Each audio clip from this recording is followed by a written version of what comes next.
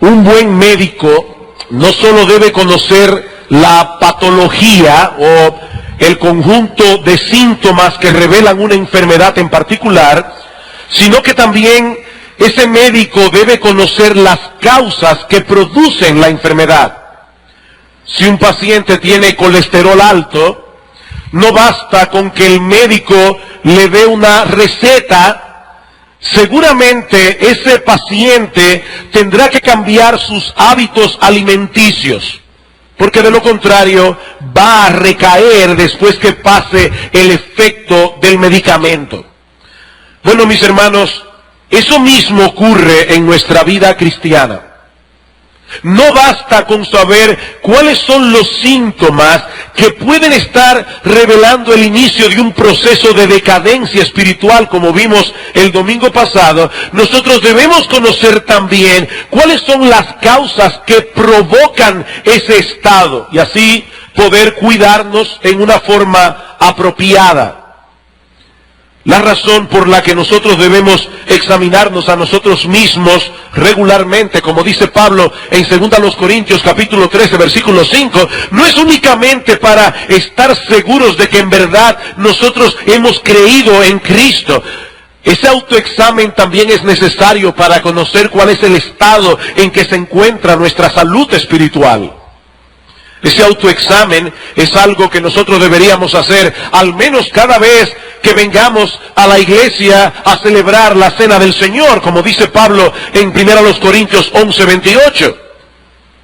Pero no solamente en el momento de la cena. Mis hermanos, nuestras almas necesitan chequeos médicos regulares. Por supuesto, yo debo hacer aquí la aclaración de que nosotros debemos evitar los extremos. Nosotros debemos evitar el extremo de ser introspectivo, el extremo de poner nuestro corazón bajo una lupa todo el tiempo para examinar cada cosa que nosotros decimos, cada cosa que hacemos, cada motivación. Eso sería padecer una especie de hipocondría espiritual. Nosotros no debemos ser hipocondríacos. Pero hermanos, al mismo tiempo, nosotros debemos evitar ese tipo de descuido que puede llevar a un creyente a apartarse del Señor, alejarse en su vida espiritual sin darse cuenta siquiera. Dice el autor de la carta a los Hebreos en el capítulo 2, que es necesario que con más diligencia atendamos a las cosas que hemos oído, no sea que nos deslicemos. Y como se ha dicho otras veces, esa frase puede expresar la idea de un barco en el puerto que ha perdido las amarras y poco a poco el golpeo incesante de las olas comienzan a apartar el barco. Y cuando vienen a darse cuenta, el barco se está muy lejos de la costa. Queridos hermanos, el hecho de que la salvación sea segura no quiere decir que nosotros debamos ser ligeros y descuidados espiritualmente. Pablo dice en Filipenses capítulo 2 que nosotros debemos ocuparnos en todo lo concerniente a nuestra salvación con temor y con temblor. Y una de las cosas que debemos hacer en dependencia del Espíritu de Dios es mantener bajo vigilancia las causas que pueden llevarnos a caer en un proceso de declinación espiritual. ¿Cómo es posible que un creyente verdadero caiga en ese estado? ¿Qué es lo que ocurre en la vida de tantos cristianos que terminan finalmente declinando en su vida espiritual? Pero hay varias cosas, veremos algunas hoy, veremos otra ya cuando yo regrese de viaje, pero la primera de ellas es descuido en vigilar y guardar el corazón. Proverbios capítulo 4. Libro de Proverbios capítulo 4. Primera causa de declinación espiritual, descuido en vigilar y guardar el corazón.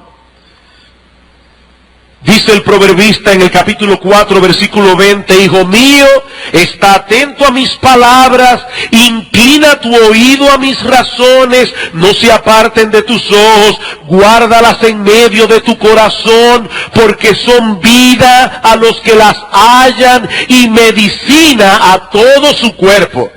Evidentemente lo que este padre le está diciendo a su hijo es, hijo mío, lo que te voy a decir ahora es de extrema importancia. Guarda esto en tu corazón. ¿Y qué es eso que este padre va a decir a su hijo y que tiene tal importancia? Versículo 23, sobre toda cosa guardada, guarda tu corazón, porque de él mana la vida. Todos nosotros sabemos aquí que el corazón es una parte vital de nuestra vida física. Cuando el corazón deja de latir, el hombre muere. Así que nosotros podemos decir, sin ser exagerados, que cuidar el corazón es cuidar la vida. Cuidar el corazón es cuidar la vida. Bueno, mis hermanos, lo mismo podemos decir de la vida espiritual. Debemos guardar el corazón. Debemos cuidar las arterias que llevan la sangre al corazón, porque de él mana la vida. Por supuesto, hermanos, cuando la Escritura habla del corazón en un sentido metafórico, como ocurre aquí en Proverbios capítulo 4, versículo 23, no se refiere a esa bomba que nosotros tenemos aquí ubicada en el lado izquierdo de nuestro pecho. Se refiere más bien al asiento de nuestra personalidad, nuestro hombre interior.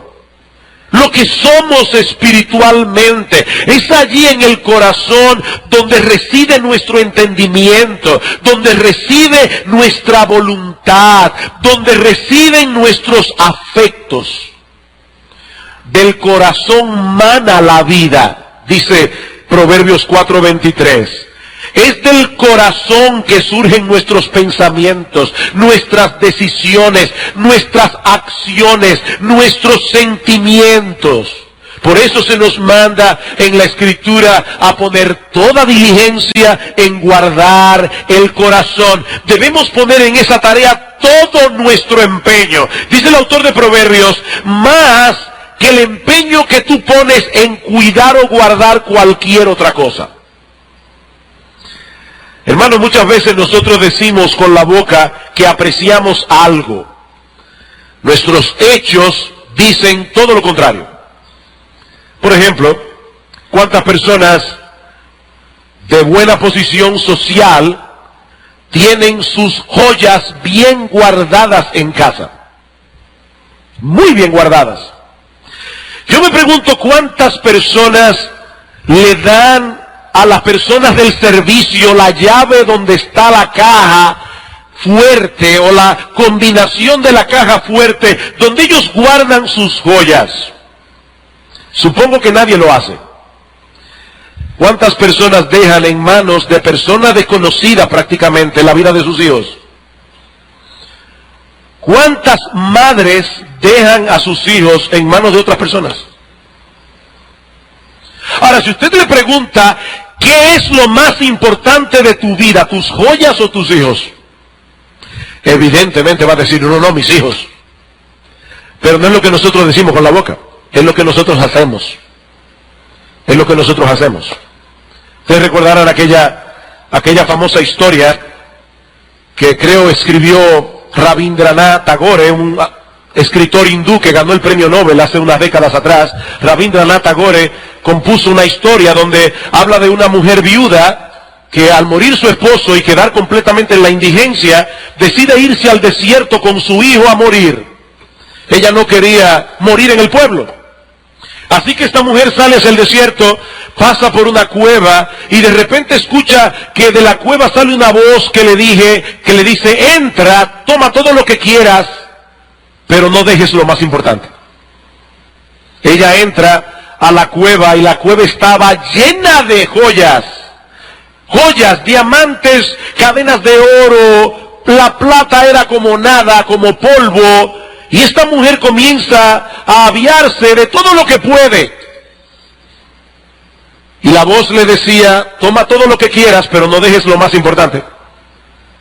Pero llegó un momento ya que la mujer no podía más, así que puso a su niño ahí al lado y siguió echándose cosas en los bolsillos, cuantas cosas pudo, y la voz le decía, apúrate, la puerta de la cueva se va a cerrar, puedes tomar todo lo que quieras, pero no olvides lo más importante. Ella siguió como una loca tomando joyas hasta que de repente comenzó la puerta a cerrar y esta mujer por fin pudo salir a tiempo. El problema es que dejó al niño adentro. Hermanos, ¿qué es lo que más importa en nuestras vidas? ¿Qué es lo que más importa en nuestras vidas? ¿Es lo que nosotros podemos comprar con dinero? Bueno, dice el autor de Proverbios, yo estoy seguro que tú tienes cosas que tienes bien guardadas en tu casa, tu pasaporte, tus joyas, tus documentos. Sobre toda cosa guardada, guarda tu corazón. No hay absolutamente nada. Tú no tienes ninguna posesión que sea más importante que tu corazón. Porque allí residen los principios que rigen nuestra vida, tanto para pecar como para ser santos. El hombre bueno del buen tesoro del corazón saca buenas cosas, dice el Señor. Y el hombre malo del mal tesoro saca malas cosas. Y en otro lugar nos advierte que es del corazón que salen los malos pensamientos, los homicidios, los adulterios, las fornicaciones, los hurtos, los falsos testimonios, las blasfemias. Del corazón. Mi hermano, no busques el origen de tus pecados en ningún otro lugar. No busques el origen de tus pecados fuera de ti. El origen está en tu corazón. Pero es allí también donde opera la gracia redentora de Cristo, restaurando y purificando el corazón, de tal manera que ese sentido de autodependencia que nosotros tenemos es sustituido por la fe. Ese amor desordenado que tenemos a nosotros mismos es removido por el amor a Dios y el amor al prójimo. Esa rebeldía, obstinación, terquedad que nos caracteriza es removida por la obediencia. Nuestro egocentrismo es removido por la autonegación. Eso es la salvación. El problema es que aún queda en nosotros residuos de corrupción que deben ser mortificados, ya que de lo contrario nos llevarán al pecado otra vez. Ahora, yo sé que esa palabra mortificación no está de moda en estos días. Esa es una palabra que ya ni suena en las iglesias evangélicas, mucho menos en el mundo. La mortificación del pecado. Hermanos, es triste, pero para muchos cristianos hablarle de la mortificación del pecado es hablarle en chino. La mortificación del pecado, eso suena tan medieval, ¿verdad? Pero eso es un lenguaje bíblico. En Romanos capítulo 8, versículo 13, Pablo dice que nosotros en dependencia del Espíritu de Dios debemos hacer morir las obras de la carne. Eso es mortificación. Dice Pablo en Colosenses capítulo 3, que nosotros debemos hacer morir la idolatría, la ambición, la fornicación, las mentiras, hacerlo morir. Y para poder hacer eso, hermanos, nosotros debemos vigilar de cerca nuestro corazón. Sobre toda cosa guardada, guarda tu corazón. La Biblia de las Américas lo traduce: con toda diligencia guarda tu corazón. Comentando acerca de este pasaje, dice George Lawson: un huerto descuidado no estará tan lleno de cizaña como un alma descuidada lo estará de pensamientos vanos y pasiones exorbitantes que Dios aborrece y que son peligrosas para nuestra felicidad, para nuestra paz, para nuestra firmeza y para nuestra estabilidad. Aquellos que les gusta trabajar en el jardín saben que las malas hierbas no solamente afean el jardín, Ese no es el único problema. Es que las malas hierbas consumen la fuerza y el vigor de las plantas que han sido sembradas allí. Bueno, mi hermano, yo quiero que tú visualices tu corazón como un jardín. Un jardín en el que Dios ha plantado la gracia de la fe, la gracia del amor, la esperanza, la mansedumbre, la humildad y muchas otras gracias más. Pero a medida que dejemos nuestros corazones al descuido, esas gracias comenzarán a debilitarse, y en esa misma medida se irá debilitando nuestra comunión con Dios. En esa misma medida nos vamos a acercar cada vez más peligrosamente al mundo. Alguien se estará preguntando, bueno, pastor, ya me convenció, debo guardar el corazón. Ahora, ¿cómo se hace eso? ¿Cómo yo puedo guardar el corazón? Bueno, en primer lugar, guardamos el corazón sometiendo cada imaginación, cada pensamiento, cada sentimiento, cada deseo al análisis, al juicio y a la guía de las Sagradas Escrituras. ¿Cómo guardamos el corazón?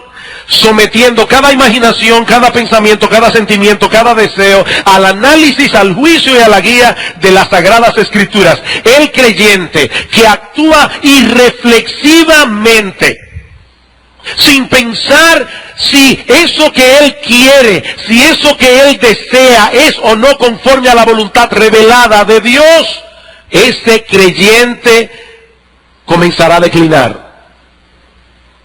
Ese creyente comenzará a declinar. Escuchen cómo el apóstol Pablo lo plantea en 2 Corintios capítulo 10. 2 Corintios capítulo 10, versículos 3 al 5. Dice Pablo, pues aunque andamos en la carne, no militamos según la carne, porque las armas de nuestra milicia no son carnales, sino poderosas en Dios para la destrucción de fortaleza, derribando argumentos y toda altivez que se levanta contra el conocimiento de Dios y llevando cautivo todo pensamiento a la obediencia a Cristo. Mi hermano, ¿sabes qué pasó el día que tú te convertiste? El día que tú te convertiste, Dios, el Espíritu Santo, venció en tu mente todos tus pensamientos que eran contrarios a la obediencia a Cristo y te llevó a la sumisión al Señor. Fue así que tú viniste a los pies de Cristo en arrepentimiento y fe. Pero ¿sabes una cosa? Esa lucha no ha terminado todavía. Nosotros debemos seguir llevando cautivo nuestros pensamientos a la obediencia a Cristo. No debemos contentarnos con el hecho de que no estamos cometiendo el acto pecaminoso que revolotea en nuestra imaginación. Pero después de todo es solo un pensamiento. No, mi hermano, nosotros debemos llevar todo pensamiento a la obediencia a Cristo. Y no es casual que el apóstol Pablo use aquí la expresión llevar cautivo, porque este es un mensaje de guerra, lleno de violencia. Mis hermanos, no es fácil llevar nuestros pensamientos a la obediencia a Cristo. Se trata de una tarea ardua, tediosa a veces, pero es necesaria si de veras queremos guardar el corazón. Del corazón no solo fluyen los malos pensamientos, por ahí comienza, con malos pensamientos, sino también los homicidios, los adulterios, las fornicaciones, los hurtos. Hermanos, los actos pecaminosos comienzan con un pensamiento pecaminoso. Ahí está esa hermana que tuvo un problema con otra hermana de la iglesia y ella está rumiando allí en su casa lo sucedido. ¿Cómo es posible que esa hermana me haya tratado así a mí? Y yo sé cuáles son las motivaciones de su corazón. Es que me tiene envidia. Ella no soporta que yo tengo cosas que ella no tiene. Esos pensamientos son totalmente contrarios a la obediencia a Cristo. Lo que Pablo está diciendo es, detén inmediatamente los pensamientos de tu corazón. No son conformes a la palabra de Dios. Primero porque el problema de esa hermana no es que te ofendió a ti, es que ofendió a Dios. Tú no eres importante. En segundo lugar, porque tú no sabes cuál es la motivación que hay en su corazón. Eso solamente lo sabe Dios. Cuando nosotros comenzamos a pensar de esa manera, hermanos, nosotros poco a poco nos vamos llenando de desamor hacia personas específicas. Así se comienza a declinar espiritualmente. Detén los pensamientos del corazón que no son conformes a la voluntad de Dios. Y puede ser algo tan dramático como un problema entre dos personas. Puede ser algo tan sencillo como la hermana que va al closet, lo abre y dice, yo no tengo ropa. ¿De verdad tú no tienes ropa? ¿O será que tú no tienes una falda que combine con la blusa que tú te querías poner? No es otra cosa. La Biblia dice, teniendo sustento y abrigo, estad contentos. ¿No es así? Si tú comienzas en tu mente y en tu corazón, yo no tengo ropa que ponerme, es un problema para mí cada vez que voy a salir. Estás pensando de una manera equivocada. 1 Timoteo capítulo 6 que dice, teniendo sustento y abrigo, estad contentos. Eso es un pensamiento que no es conforme a la obediencia a Cristo. ¿Sabes a dónde te va a llevar ese pensamiento? Primero al descontento y en segundo lugar a ponerte en contra de tu marido. Claro, si fuera una cosa para la computadora, ya él lo hubiera comprado hace rato. Pero como a él no le importa si yo tengo ropa o no tengo ropa. Un simple pensamiento, no es un simple pensamiento. Mi hermano, mi hermana, sobre toda cosa guardada, guarda tu corazón. Guarda tu corazón. Porque los actos pecaminosos comienzan con pensamientos pecaminosos. En segundo lugar, para cuidar el corazón, nosotros debemos impedir que la corrupción que reside en él ya salga a flote y que nuestro corazón no sea alimentado de más corrupción. Vamos otra vez a Proverbios capítulo 4. Proverbios capítulo 4. Debemos impedir que la corrupción salga, debemos impedir llenarnos de más corrupción. Proverbios capítulo 4, versículo 23, dice, sobre toda cosa guardada, guarda tu corazón, porque de él mana la vida. Pero ahora escucha, aparta de ti la perversidad de la boca. Y alguien pudiera pensar, ¿es que cambió de tema el proverbista? No, porque la Biblia dice que de la abundancia del corazón habla la boca. Ya nosotros tenemos pecados morando en el corazón. Cuídate de no sacarlo hacia afuera para que no contamines a otro. Guarda de ti la perversidad de la boca y aleja de ti la iniquidad de los labios. Pero no solamente eso, tus ojos miren lo recto y diríjanse tus párpados hacia lo que tienes delante. Examina la senda de tus pies y todos tus caminos sean rectos. No te desvíes a la derecha ni a la izquierda. Aparta tu pie del mal. ¿Qué nos está diciendo aquí el proverbista? Que para guardar el corazón, nosotros debemos guardar la boca, debemos guardar los ojos y debemos guardar los pies. ¿Tú quieres guardar el corazón? Bueno, un hombre que de veras está guardando su corazón, una mujer que de veras está guardando su corazón, va a tener cuidado con lo que habla, va a tener cuidado con lo que mira y va a tener cuidado de los sitios que visita. Si no, no va a poder guardar el corazón. Hay personas que desde que oyen, no hagas tal cosa, de inmediato se levanta una fortaleza enorme dentro de nosotros defendiendo la libertad cristiana. ¿Qué es la libertad cristiana? Bueno, la libertad cristiana es simplemente el hecho de que cuando nosotros nos convertimos a Dios, el Señor nos hizo libres para que ya no tengamos que pecar. El Señor nos hizo libres para que el mundo no nos gobierne a su antojo. El Señor nos hizo libres para que nosotros ahora podamos libremente hacer su voluntad. Eso es verdadera libertad cristiana. Y todo cristiano debería hacer una evaluación honesta y objetiva de sí mismo, porque es posible que haya un lugar que al cristiano A no le es de ningún problema, pero al cristiano B, por la forma como vivió antes de conocer a Cristo, ese lugar que es inocente y neutral para el cristiano A, para él es un problema. Y debe decir: yo no critico a los que van, pero yo no puedo ir. Yo no puedo ver eso. Yo no puedo oír eso. ¿Saben una cosa, mis hermanas queridas? Todas estas revistas Vanidades, ese nombre es fantástico. Vanidades. Hola. Todas esas revistas tienen una meta. Primero, llevarte a vivir la vida de gente que a ti no te importa. Segundo, sembrar descontento en tu corazón. De tanto ver la vida del jet set, y que van aquí, que van allá, y tú no puedes ni siquiera pagar un carro público, un taxi para ir a Baní.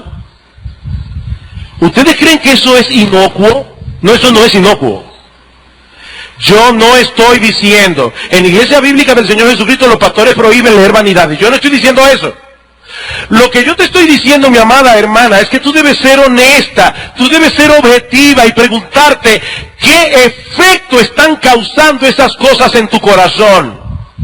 Porque eso es exactamente lo que el autor de Proverbios está diciendo aquí. Tú quieres guardar tu corazón, cuídate de lo que hablas, cuídate de lo que oyes, cuídate de lo que ves, cuídate de los lugares a donde vas. No seas irreflexivo, no seas irreflexiva.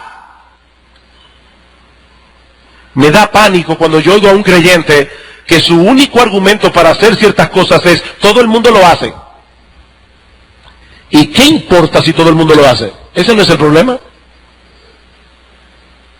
El punto es cómo eso te afecta a ti. ¿Cómo te afecta a ti? En el libro de Jerry Bridges, En pos de la santidad, él pone el ejemplo de un individuo que fue instructor de patinaje sobre hielo cuando era inconverso. Y él dice francamente: cuando yo era instructor de patinaje sobre hielo, yo buscaba todas las maneras habidas y por haber para poder tocar a las muchachas a las que yo le estaba dando instrucción. Y saben que eso fue algo tan impactante en su vida que tuvo que dejar de patinar. ¿Es el patinaje sobre hielo un pecado? No, lo más que te puede dar un buen estrellón si tú no sabes hacerlo. No es pecaminoso, pero en la vida de ese creyente, él fue lo suficientemente honesto como para saber que para él era un problema.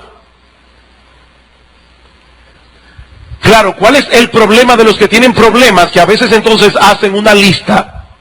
Todo el que patina sobre hielo es un carnal. No, para ti es un problema. No necesariamente para el otro. Así que el asunto aquí no es hacer una lista. El asunto es guardar el corazón. Guardar el corazón. Un texto para poner encima de la televisión. Hice pacto con mis ojos, dijo Job. ¿Cómo pues había yo de mirar a una virgen? Fantástico para poner frente a la pantalla de la computadora y del televisor. ¿Tú quieres guardar tu corazón? Cuídate de lo que ves. Cuídate de lo que oyes. Hace muchos años una persona vino donde mí y me dice: oye, déjame contarte una conversación desagradable que tuve con fulano de tal. Yo le dije: mira, por favor, de verdad, no me la cuentes. No me la cuentes. Demasiada corrupción y basura tengo yo ya en mi corazón para meterle más. Es que tengo que desahogarme, me dijo. Yo le dije: mi hermano, desahógate con Dios. Él no peca, yo sí. Desahógate con Dios. Mis hermanos, nosotros vivimos en un mundo enemigo. Nosotros somos como esos soldados que están pasando por encima de un campo minado. Muchas veces el mal no se ve a simple vista. ¿No? Satanás es un estratega de muchos años de experiencia. Por eso la advertencia del apóstol Pedro dice, él anda como león rugiente buscando a quien devorar. Él sabe cómo hacerlo. Él sabe cómo hacerlo. En tercer lugar, para cuidar el corazón, nosotros debemos orar fervientemente a Dios por purificación. ¿Qué dice el salmista? ¿Quién podrá entender sus propios errores? Líbrame, Señor, de los que me son ocultos. Líbrame, Señor, de los que me son ocultos.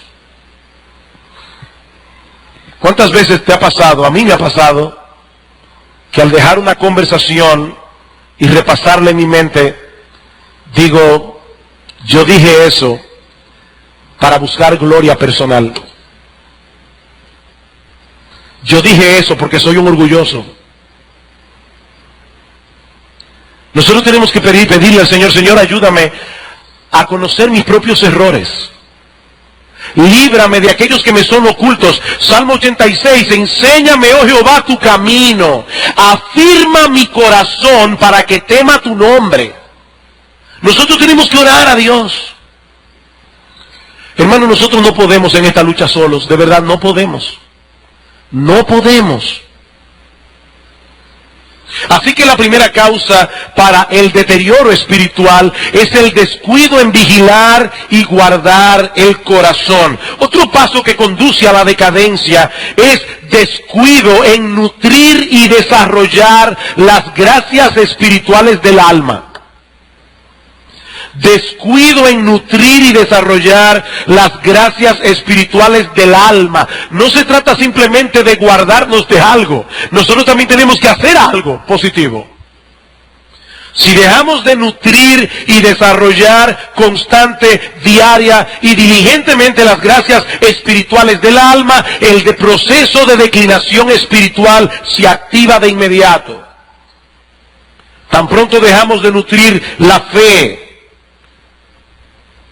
la esperanza, el amor, la humildad, la mansedumbre, nuestra piedad comienza a decaer.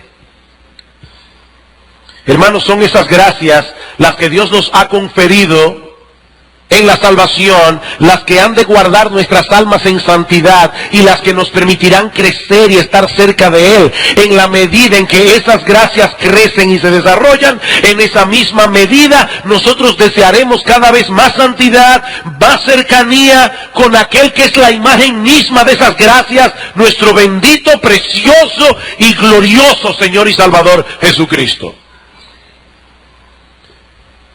La esperanza. Pensemos en la esperanza. El apóstol Pablo describe a los incrédulos en Efesios capítulo 2 como personas que viven sin Dios y sin esperanza en el mundo. Esto quiere decir, hermanos, que nosotros los creyentes no solamente tenemos a Dios, nosotros tenemos una esperanza que no será avergonzada, una esperanza que produce un efecto purificador y santificador en nuestras almas. La santidad se alimenta de esperanza. Primera de Juan, capítulo 3, versículo 2, dice que el que tiene esa esperanza de que algún día verá a su Señor, y en ese día nosotros seremos hechos semejantes a Él, porque le veremos tal como Él es. Y dice Juan, el que tiene esa esperanza se purifica a sí mismo. Se purifica a sí mismo. Esa esperanza que nosotros tenemos en los cielos nuevos, en la tierra nueva, por un lado, desarraiga en nuestras almas del apego por este mundo. Este mundo es chilata en relación con eso. Pero por el otro lado, esa esperanza contribuye a vivir aquí y ahora el estilo de vida que caracterizará la vida venidera. La esperanza alimenta la piedad. Ahora, ¿qué sucede cuando el creyente deja de fortalecer y desarrollar su esperanza? ¿Qué sucede cuando el creyente comienza a perder de vista lo que le espera cuando el Señor regresa en gloria? ¿Qué sucede? Que sus ojos no van a poder ver más allá de las realidades presentes de esta vida, y su corazón se llenará de ansiedad por las cosas de este mundo, y su ansiedad despegará su alma de Dios. Fíjense el proceso. Dejo de ver la esperanza, comienzo a poner mis ojos en las cosas de este mundo, eso llena mi corazón de ansiedad. Un corazón ansioso no puede recibir la palabra predicada. Providencialmente el hermano Joris leyó en el día de hoy, porque tocaba Mateo capítulo 13. ¿Qué dice el Señor en Mateo 13:22? Dice que el afán de este siglo, el engaño de las riquezas, ahogan la palabra, la hacen infructuosa.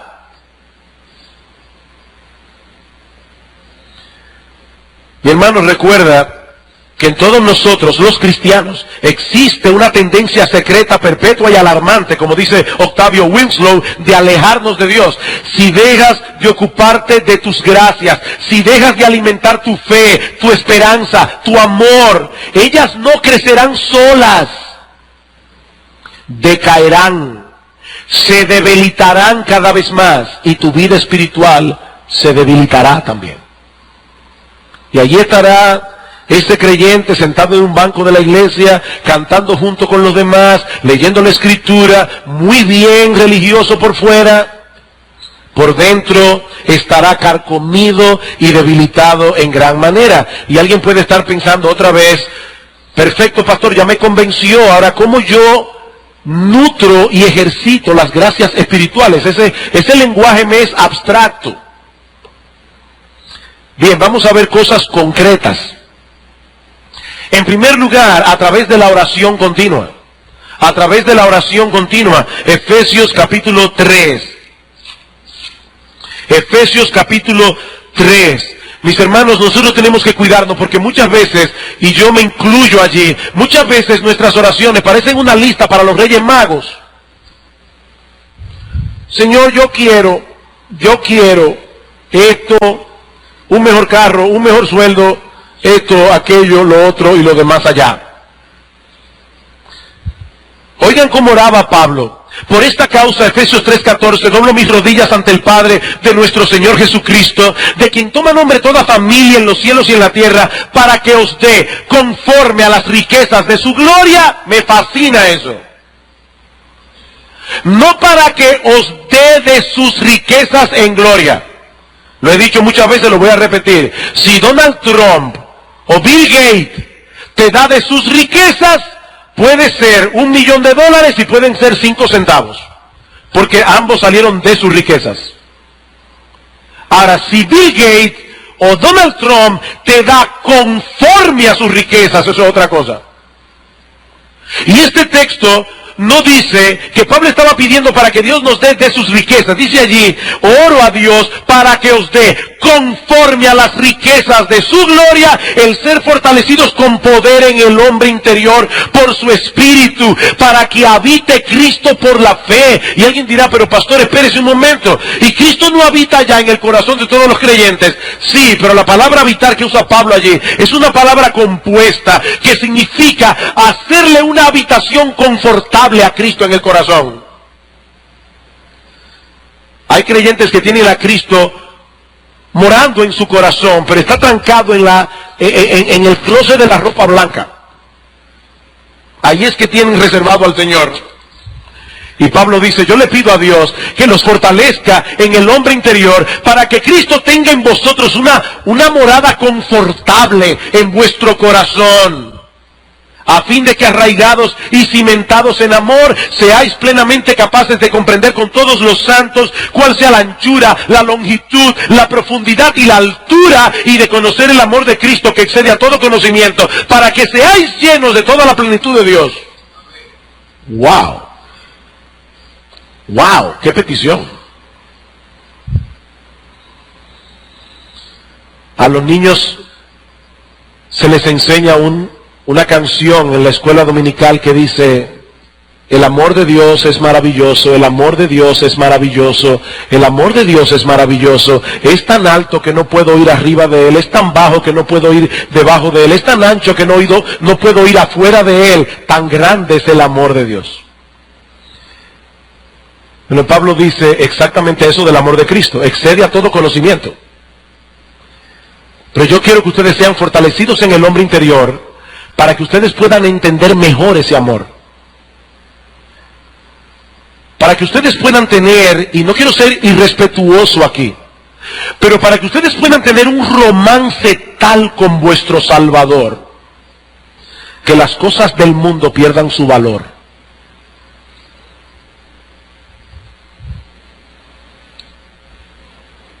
Mis hermanos, la Escritura nos enseña que Dios es para nosotros una fuente inagotable de poder y de vigor espiritual.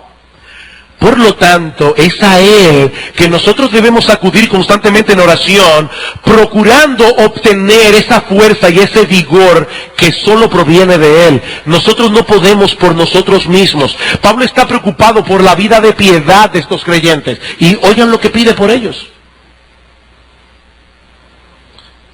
Lo mismo vemos en Epafras, un siervo de Dios que trabajó por la iglesia de Colosas. Dice Pablo, os saluda Epafras, el cual es uno de vosotros, siervo de Cristo, siempre rogando encarecidamente por vosotros en sus oraciones, para que estéis firmes, perfectos y completos en todo lo que Dios quiere. ¿Cuándo fue la última vez que tú pediste eso por tus hermanos en la iglesia y por ti mismo? Encarecidamente.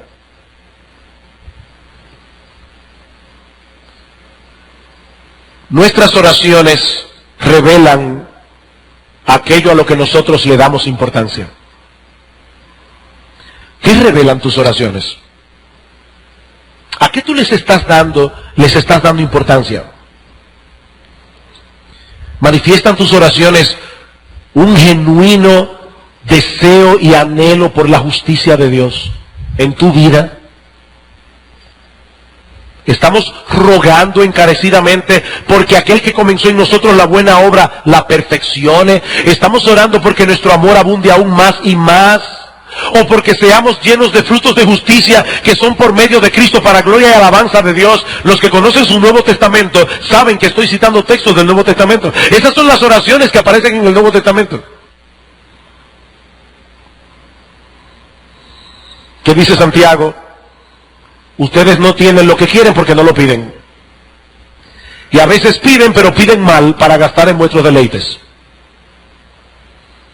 ¿Deseas realmente fortalecer y desarrollar las gracias espirituales que Dios ha implantado en ti? Mi amado hermano, mi amada hermana, solo Dios puede hacer eso. Pídeselo a Él. Pídeselo a Él. Mas el Dios de toda gracia, dice Primera de Pedro, que os llamó a su gloria eterna en Jesucristo, después que hayáis padecido un poco de tiempo, Él mismo os perfeccione, afirme, fortalezca y establezca.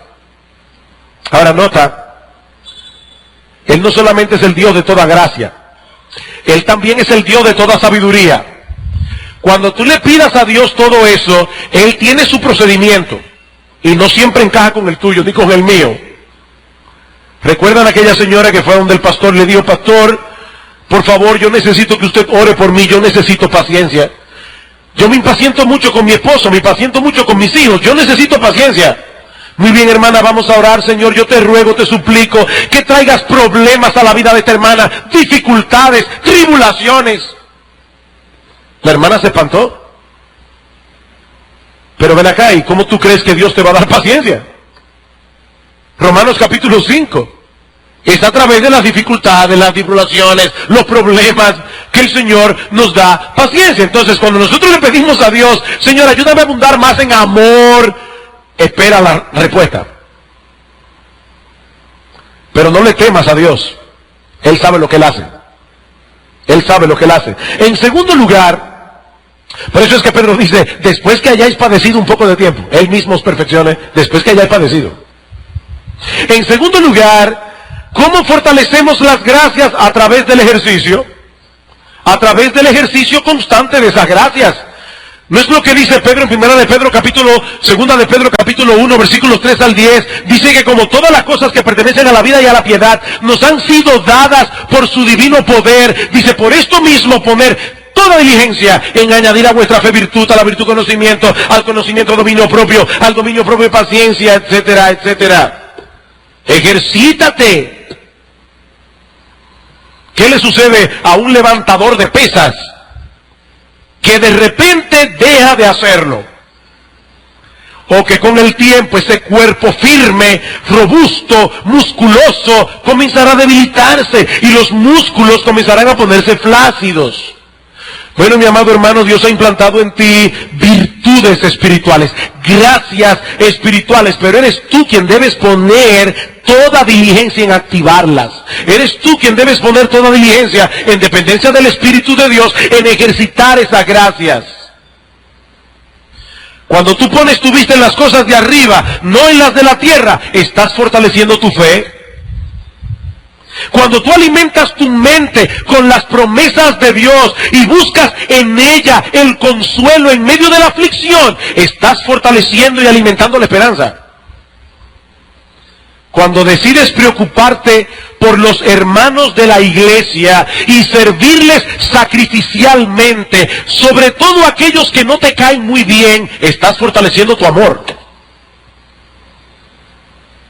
Cuando decides responder como Cristo, cuando era ofendido, vejado, escupido, golpeado, y tú decides responder como Él respondió, estás fortaleciendo tu humildad, estás fortaleciendo tu mansedumbre. Y así podríamos ir una gracia tras otra. Alguien dijo una vez, uno de los misterios de la redención es que todos los deberes son gracia. Y a lo que yo añado, y todas las gracias son deberes. Todos los deberes son gracias. Todas las gracias son deberes. ¿Cómo así? Bueno, por ejemplo, Pablo dice en su palabra que todo hombre debe arrepentirse. ¿No es así? Así que el arrepentimiento es un deber. Pero solamente se arrepienten aquellos a quienes Dios le da la gracia. Es un deber y es una gracia. Ahora, cuando Dios nos da la gracia para arrepentirnos, Él no se arrepiente por nosotros, soy yo que me arrepiento. Cuando Dios me da la gracia para creer, Él no cree por mí, soy yo el que creo, el que deposito mi fe. Y así sucesivamente. El creer es una gracia que Dios concede, pero somos nosotros los que creemos. Dios ha derramado en nosotros su amor. Es una gracia. Pero somos nosotros los que amamos. Y en la medida en que ejercitamos esas gracias, siendo responsables en ponerlas a funcionar, estas gracias se desarrollan y se fortalecen.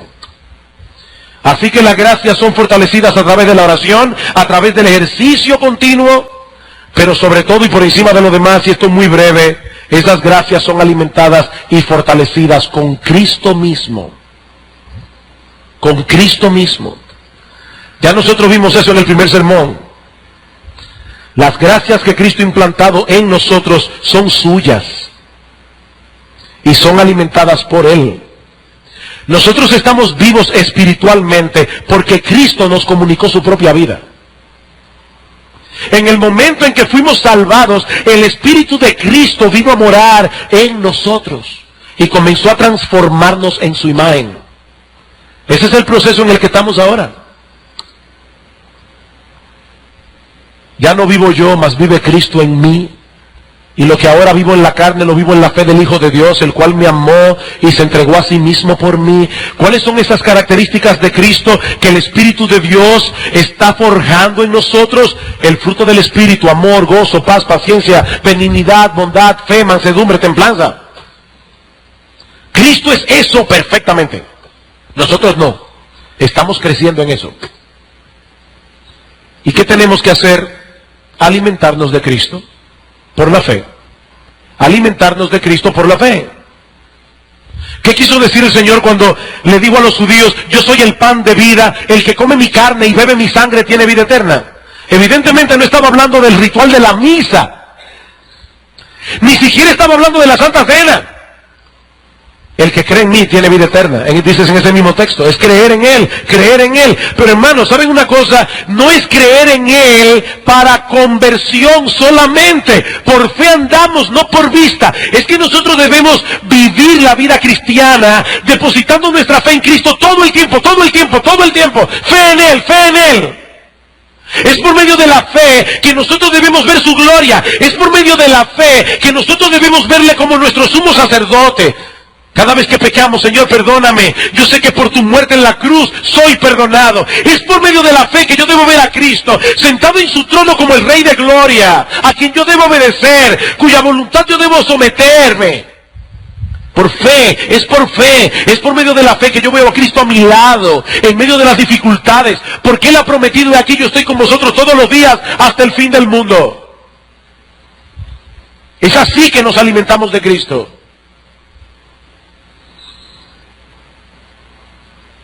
Mi hermano, ¿cómo está tu relación personal con Cristo? ¿Qué tanto acudes a Él en busca de fortaleza y de perdón? ¿Qué tanto tú meditas en su persona? ¿Tú lo recuerdas durante el día? ¿Es dulce tu meditación en Él, como dice un salmo, perdón? ¿Qué tan consciente o qué tan conscientemente tú tratas de imitarlo a Él? ¿Qué tan conscientes estamos de su presencia en nuestra vida? El Señor está a nuestro lado. ¿Ustedes creen, hermanos, que muchas parejas de esposos que dicen ser cristianas se tratarían como se tratan si estuvieran conscientes de que Cristo está en medio de ellos? Yo lo dudo. De verdad yo lo dudo. Es que olvidamos a Cristo. Olvidamos a Cristo. Bien, hermanos, en el siguiente sermón consideraremos otras dos causas de decaimiento espiritual. Por ahora solo quiero añadir que así como el reino físico tiene sus leyes, el reino espiritual también. No podemos ignorar la ley de la gravedad. Niños, nunca jueguen a ser Superman, porque se van a dar bien duros. No importa que tengan la capa. Nosotros no podemos violar la ley de la gravedad. Nosotros no podemos violar las leyes de Dios y pensar que no vamos a caer. Podemos tener por cierto que nos desviaremos de Dios si no cuidamos con diligencia el corazón, si dejamos de nutrir y desarrollar las gracias espirituales del alma, sobre todo nutriéndonos de Cristo. Y déjenme decirles algo importante. ¿Sabían ustedes que muchas veces el Señor se esconde de sus hijos? ¿Sabían eso? Hay momentos en que el Señor se esconde. Y el creyente viene a Él a orar y no lo percibe por parte. Y ahí es que nosotros, por supuesto, debemos ejercer fe, porque la presencia de Cristo en mi vida no depende de que yo lo sienta, depende de su promesa. Y Él ha dicho, yo estoy con vosotros todos los días hasta el fin del mundo. Pero ¿por qué es que Dios nos hace pasar por experiencias así? Lean Oseas capítulo 5 y Oseas capítulo 11, cuando lleguen a su casa. ¿Saben lo que dice Dios al pueblo de Israel? Andaré y volveré a mi lugar hasta que reconozcan su pecado y busquen mi rostro. En su angustia me buscarán.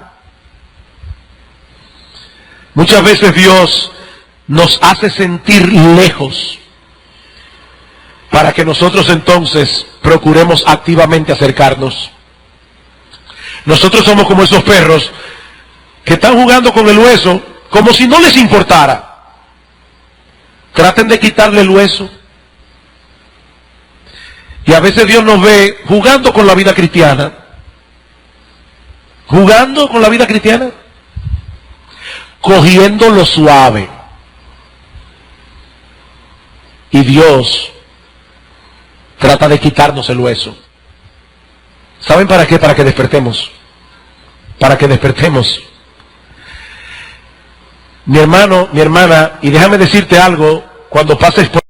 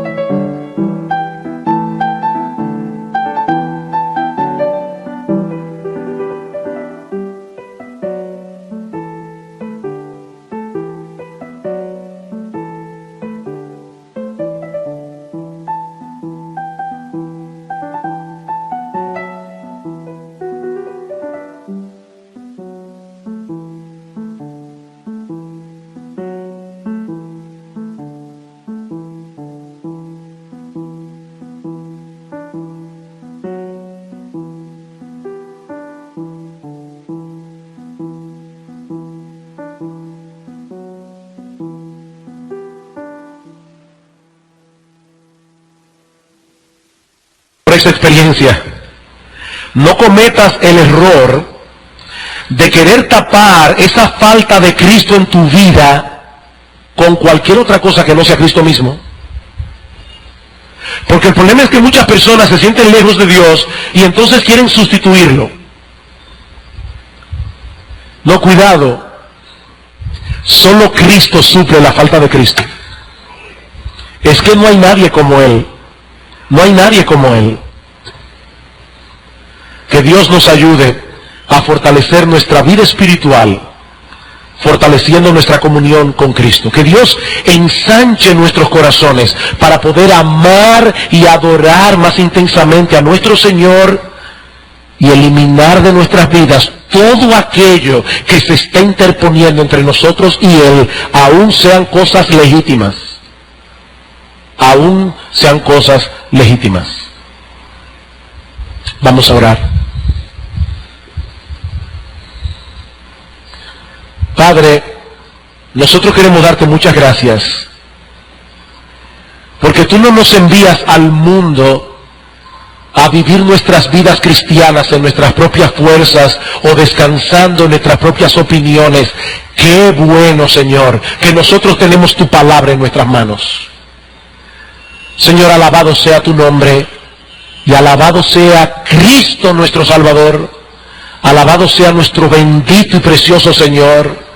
Que a Él sea toda la gloria, toda la honra y todo el honor. Señor, ayúdanos, ayúdanos, para que los creyentes que estamos aquí no anhelemos ninguna otra cosa más allá que el deseo de vivir para Cristo y vivir con Cristo.